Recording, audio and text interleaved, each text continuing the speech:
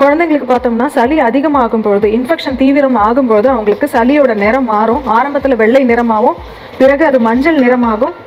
Infection ரொம்ப severe ஆகும்பொழுது பச்சை நிறமாகவும் சளி வரும். இந்த மருந்து நம்ம தொடர்ந்து கொடுத்துட்டு வரும்பொழுது சளி, கெட்டியான சளி இறுகி வெளியில் வர்றது மட்டும் இல்லாமல் சளியோட நிறமும் மாறும். ஆரோக்கியத்திற்கும் பக்க விளைவுகள் இல்லாத மருத்துவத்திற்கும் ஸ்ரீ சேஷசாயி சித்தா மற்றும் ஆயுர்வேதா கிளினிக், வேலூர் மற்றும் சென்னை பூவிருந்தவல்லி.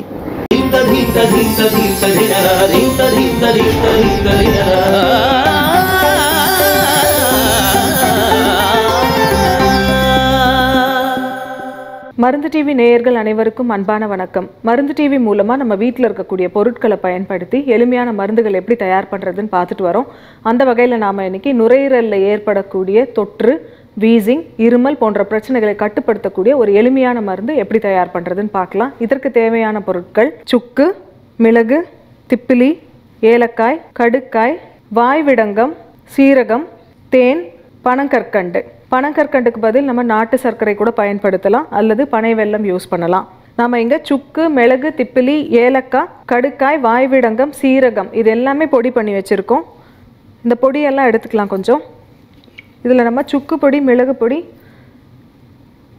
கடுக்காய் பொடி இவை மூன்றும் அதிகமாக சேர்க்க போகிறோம். சுக்கு பொடி ஒரு 3 கிராம் அளவுக்கு நம்ம எடுத்தோம்னா, மிளகு பொடி 3 கிராம் அளவுக்கு, திப்பிலி பொடி 3 கிராம்,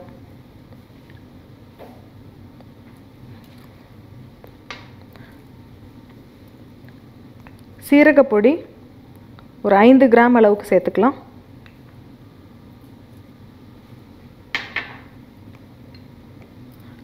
கடுக்காய் பொடியும் 5 கிராம் அளவுக்கு.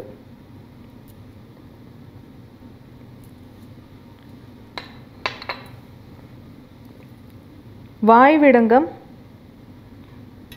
1 கிராம் அளவு, ஏலக்காய் 1 கிராம் அளவு. சுக்கு, மிளகு, திப்பிலி, ஏலக்காய், வாய்விடங்கம், சீரகம், கடுக்காய் இந்த பொடி எல்லாம் இப்போ நம்ம மிக்ஸ் பண்ணிடலாம்.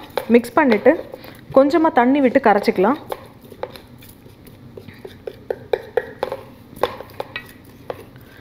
இதோடவே நம்ம இதற்கு தேவையான அளவு பனங்கற்கண்டும் சேர்த்துக்கலாம். இந்த பொடி எவ்வளோ இருக்கோ அந்த அளவுக்கு நம்ம பனங்கற்கண்டு எடுத்துக்கலாம்.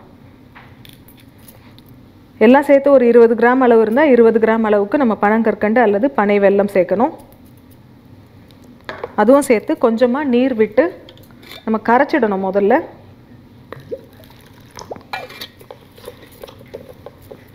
இந்த பொடியெல்லாம் வேகிற அளவுக்கு நம்ம நீர் விடணும். இந்த பனங்கற்கண்டை முதல்லையே இதில் நம்ம நல்லா கரைச்சிடணும் நீரில்.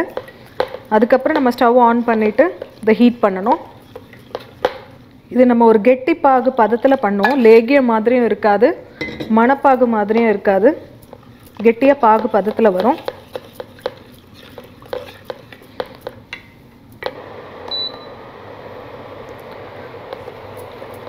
சளி, இருமல் இருக்கும் பொழுது இந்த மருந்தை நம்ம ஒரு 5 நாட்களுக்கு எடுத்தோம்னாலே ரெஸ்பிரேட்டரி ட்ராக்ட் இன்ஃபெக்ஷன் கண்ட்ரோல் ஆகிடும். இதே வீசிங் இருக்கிறவங்க, அலர்ஜிக் ப்ராங்கைட்டிஸ் போன்ற பிரச்சனை இருக்கிறவங்க தொடர்ந்து 40 நாட்கள் கூட இந்த மருந்தை எடுத்துக்கலாம். இந்த மருந்து காரம், இனிப்பு 2 சுவையும் சேர்ந்த மாதிரி இருக்கும். குழந்தைங்களுக்கும் சாப்பிட்றதுக்கு எளிமையான மருந்தாக இருக்கும். வாய்விடங்கம் நம்ம அதிகமாக சேர்த்துட்டோம்னா கசப்பு வந்துடும் மருந்தில். அதனால் வாய்விடங்கம் கம்மியாக சேர்க்கணும். இந்த பொடியெல்லாம் இந்த தண்ணியில் நல்லா வேகணும். வெந்து கொஞ்சம் கெட்டி ஆகும்பொழுது நம்ம தேன் சேர்க்கணும். சிறு தீயில வச்சு கிளறிட்டே இருக்கணும்.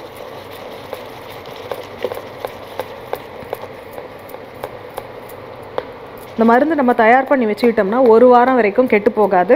நமக்கு இரைப்பு இருக்கும் பொழுது, பிராங்கைட்டிஸ் இருக்கும் பொழுது வீசிங் உண்டாகும்.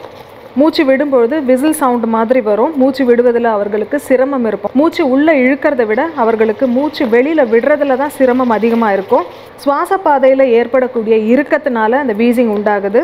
இதில் நம்ம சேர்த்துருக்க திப்பிலி, வாய்விடங்கம் இது எல்லாமே பிராங்கோஸ்பாசத்தை சரி பண்ணக்கூடிய ஒரு ஆன்டிஸ்பாஸ்மோடிக் ஏஜெண்ட்டாக செயல்படும். சுவாச பாதையில் இருக்கக்கூடிய இறுக்கம் சரியானதும் நமக்கு மூச்சு விடுவதில் இருக்கக்கூடிய கஷ்டம் கம்மியாயிடும். இது நல்லா இப்போ வெந்து ஒரு களி பதத்துக்கு வந்திருக்கு. கொஞ்சம் மேலே அப்படியே ஷைனிங்காக வரும். அந்த பதத்தில் நம்ம வரும்பொழுது தேன் சேர்க்கணும்.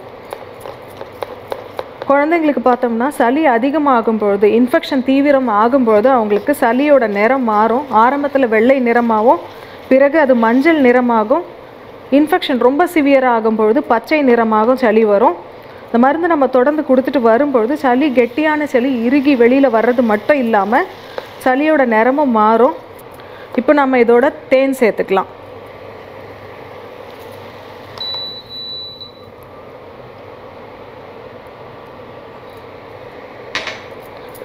தேன் விட்டு நல்லா மிக்ஸ் பண்ணி இதை எடுத்து வச்சுக்கிட்டோம்னா இது சூடாக இருக்கும்பொழுது கொஞ்சம் இலகின பதத்தில் இருக்கும். ஆறுனதும் கொஞ்சம் கெட்டி ஆகிடும்.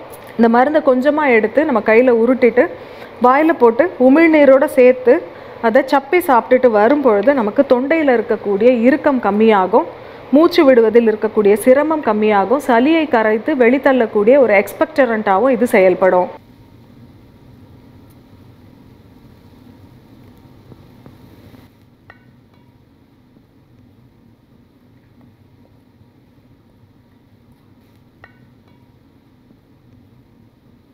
இந்த மருந்தோட டேஸ்ட் பார்த்தோம்னா தீபாவளி லேகியம் மாதிரி தான் இருக்கும். இதோட பண்பும் அதற்கு ஒத்ததாக தான் இருக்கும்.